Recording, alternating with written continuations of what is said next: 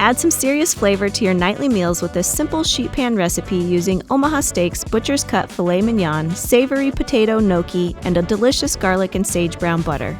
Slice up your ingredients. We've got 1 pound of mixed mushrooms, 1 pound of asparagus, 1 large shallot, 2 large cloves of garlic, and 1 tablespoon of fresh sage.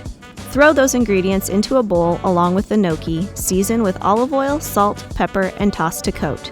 Spread everything evenly on a sheet pan and place it in the oven at 425 degrees for 15 minutes. While that's cooking, I'll pat my butcher's cut filet mignon steaks dry and season evenly with Omaha Steaks signature seasoning. Preheat a skillet on medium-high heat, add 2 teaspoons of olive oil, and place the steaks into a pan. Sear 2 to 3 minutes on each side and remove. In that same pan, add 4 tablespoons salted butter and reduce the heat to medium. Once the butter melts and begins to brown, add the sage and sliced garlic. Lightly stir and remove from the heat. Remove the sheet pan from the oven, create 4 wells in the mixture, and place a seasoned steak in each well.